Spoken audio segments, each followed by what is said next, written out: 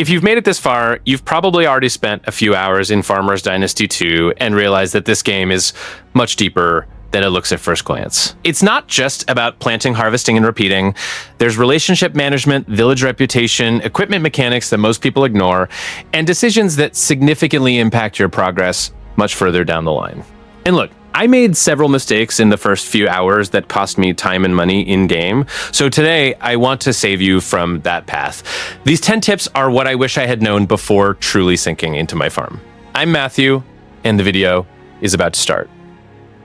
In the beginning, I treated neighbors like background extras. I'd pass by them, say hello when I could, and move on, focused on the fields and buildings. It was only after a few hours that I realized I was ignoring one of the most important systems in the entire game, because the dynasty in the title isn't just about land, it's about legacy, family, and real relationships. Daily quests with neighbors seem simple on the surface. Small tasks, conversations, routine requests, but each one is building something much larger. You accumulate social points, gain useful items, and most importantly, you pave the way for deep relationships with the characters around you. The game has a marriage and heir system that is literally the ultimate goal of the campaign, and all of that starts with you showing up every day and helping the people around your farm. The mistake most people make is trying to socialize with everyone at once and ending up with no real progress with anyone. At the start of the game, focus on one or two people who interest you romantically and invest in them consistently. Daily visits, helping with quests, gifts when possible. Romantic progress in Farmers Dynasty 2 responds very well to focused dedication, and dispersing attention among 5 different characters only slows everything down. Think of it this way. You don't build a real relationship by being superficial with everyone. The game understands this and reflects that exact logic in its mechanics. When you finally unlock marriage and start thinking about the next generation of the dynasty, you'll understand that every daily quest you completed in the beginning was a brick in that foundation. Socializing with strategy isn't just about efficiency. It's the heart of what makes Farmers Dynasty too different from any other rural simulator. I'll be honest, I spent more time than I'd like to admit wondering why my tools seemed useless and why everything on the farm took an eternity. The answer was right in front of me the whole time, and I simply ignored it. That windmill sitting there, half abandoned, waiting for attention, it is the key to changing everything. As soon as you get the resources to repair the windmill, do it without a second thought. It provides electricity for the entire farm, and that changes the game in a way you only understand once you experience it. Power tools work correctly, lights stay on, and processes that previously seemed eternal start moving much faster. It's one of those upgrades you feel immediately. The detail I didn't expect is how much the lack of electricity affects even smaller things, like sharpening your tools. Without the windmill working, you get stuck in an inefficiency that builds up without you even noticing. The farm feels like it won't gain momentum, and it's hard to identify why if you don't know what to look for. So if I could go back to the beginning and give myself one piece of advice, it would be this. Don't leave the windmill for later. It isn't a secondary building.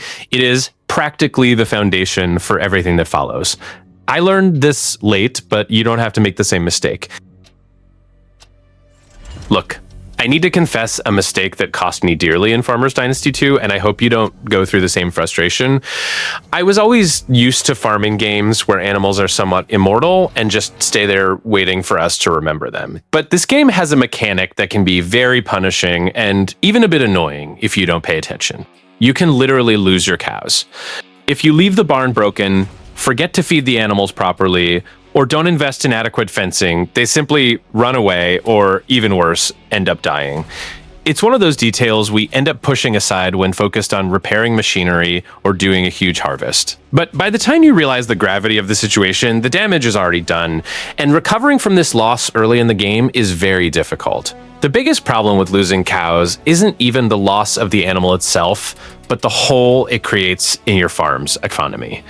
They are your constant free source of manure, which is by far the best fertilizer in the game for making your crops truly yield. Additionally, milk is the base for creating canned products that have a very high sale value. Without them, you cut off 2 of your best income sources at once. So the friendly advice I leave you with is take care of the pasture and the barn as if they were the most important part of the property. Spending those few daily minutes to ensure the fences are intact and the cows are well fed will save you a huge headache. It's the kind of basic routine that seems boring at first, but makes your game much smoother in the long run. If there's one thing I learned early on after struggling a lot, it's that not all building materials are equal, and ignoring this difference will cost you a lot of time and money later. Those quality bricks and wood stored in your farm shed, they aren't just there for decoration, they are literally your most precious asset in the first few hours of the game. Whenever you need to repair any structure on your own property, use these high-quality materials without hesitation. The difference in durability is massive, and you'll find yourself spending much more time focused on growing the farm rather than chasing repetitive repairs. It's the kind of detail the game doesn't explain well, but it completely changes your progression pace. Now, here's the pro tip. Save all the scrap, the simplest and cheapest material you find around the map, specifically for repairing your neighbors' farms. It seems contradictory, but it works very well. Neighbors don't notice the difference in material quality, and you still earn social points for helping, which unlocks new missions, dialogues, and even rewards that would otherwise take much longer to get. It's basically the mindset of working smarter, not harder, you know? You optimize your own resources while still building relationships in the game. Farmers Dynasty 2 has this layer of social management that few people take advantage of, and this tip is one of the simplest ways to benefit from it from the start. One thing it took me a while to understand is that the game is constantly rewarding you simply for playing, even when you don't realize it. Every time you build, harvest, repair, or plant, points are accumulating in specific skill trees. The problem is that if you don't pay attention, these points sit idle doing nothing, and you lose out on advantages that would make everything much easier. The game has 9 branches in this tree, and I understand it can seem like a lot at first, but in practice, it's worth focusing mainly on the builder and farmer trees in the early hours. The perks from these two make a real difference in daily life, such as a longer reach for repair tools, faster greenhouse growth, better carrying capacity, and more advantageous sale prices. These are improvements that seem small individually, but together accelerate your progression in a surprising way. The simple trick I learned is this. Whenever a point available notification appears, open the menu immediately. It's easy to ignore it because you're in the middle of a task and then forget completely. I did this several times and regretted it because points accumulated without being spent are basically wasted efficiency. I was never a fan of breaking the rhythm of the game to open menus, but in this case, it's very much worth it.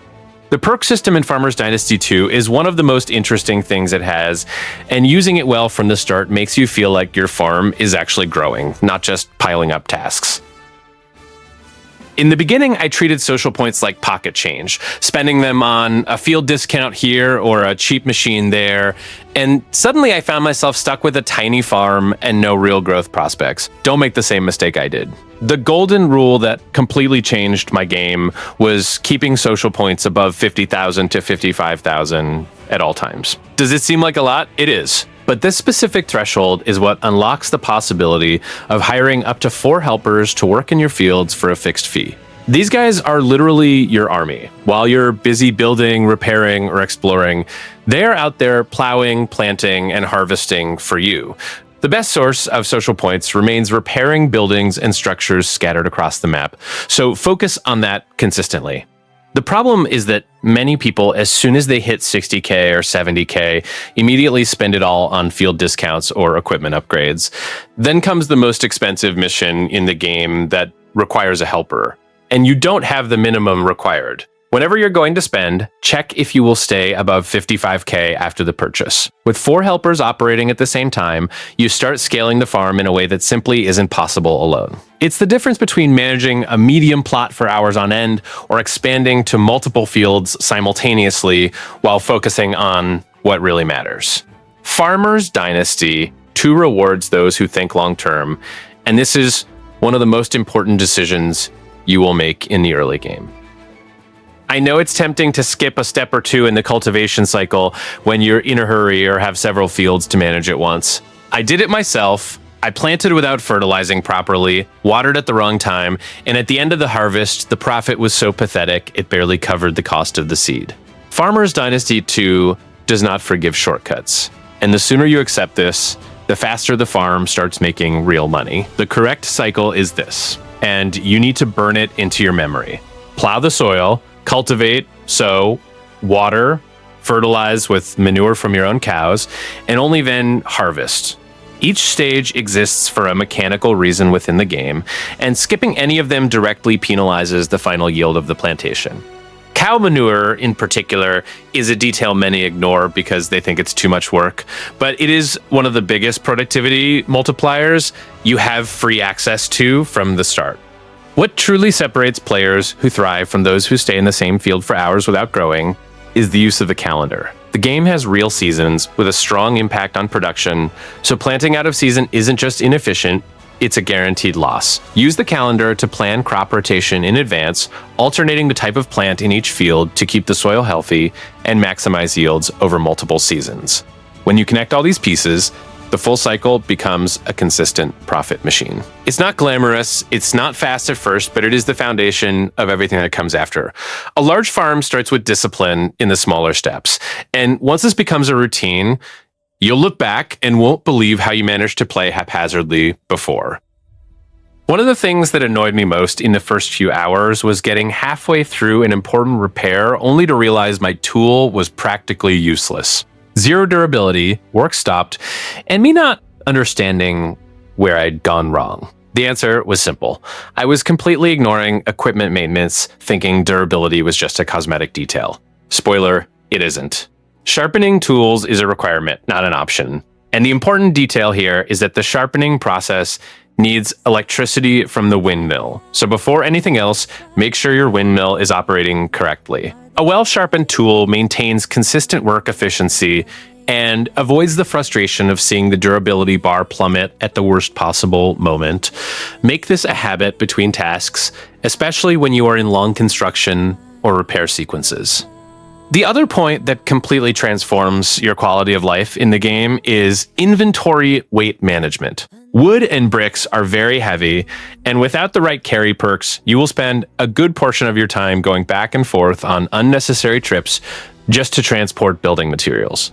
This kills the game's rhythm in a way that seems small at first but builds up significantly over hours of gameplay. So as soon as you have points available, prioritize carry perks before anything flashier. The difference of being able to carry double the material per trip might seem trivial on paper, but in practice, it's real-time save that you redirect to farming, building, or interacting with characters on the map. Efficiency in Farmers Dynasty 2 isn't just about big decisions, it's about eliminating the small wastes that add up without you noticing. There is a moment that catches many people by surprise, and I say this from experience. Winter arrives, and if you haven't prepared since the first day, the entire farm collapses. I ignored the signs at the beginning, thought I could improvise on the spot, and spent an entire season putting out fire after fire without resources, without food, and without enough firewood. There is no easy second chance when the temperatures drop. Firewood is your first priority, and the correct process makes all the difference in the volume you can accumulate. Don't just go up to a tree and knock it all down haphazardly. Cut the branches first, then divide the trunk into logs. This specific method maximizes the amount of material you extract from each tree, and when winter hits hard, you will be grateful for every extra log you saved in the previous months. Make this a habit from your first days in the game. Parallel to that, start mass-producing canned food as soon as you have access. Tomatoes and pumpkins are the most profitable and efficient to stock, so prioritize these two in your crop rotation specifically with winter in mind. Canned goods don't spoil, take up reasonable inventory space, and solve the food problem for entire weeks without you needing to worry about it at the worst possible moment. And lastly, invest in survival perks before winter arrives, especially faster sprinting and higher jumping. Exploration during winter is slow, the environment is hostile, and any mobility advantage you have will be used constantly. Farmers Dynasty 2 rewards those who think about the seasons in advance, and winter specifically is the ultimate test of everything you've built up to that point. Those who prepare from day one cross this phase with confidence. Those who don't learn the hard way. If there is a classic financial mistake I used to make, it was selling raw materials, thinking money is money. I did this for quite a while. I'd throw tomatoes, milk, and firewood straight into the market as soon as they came out of production, and I'd wonder why the balance never really grew. The answer was in the efficient crafting perk, which I was putting off for no good reason. Unlocking craftsman mode early completely changes the economic logic of your farm. The efficient crafting perk not only makes the production process cheaper, but also opens access to new and modern materials that expand what you can build and sell. It's one of the first perks you should aim for before anything flashier in the skill tree, because its financial return multiplies over time in a way that no other initial investment can match.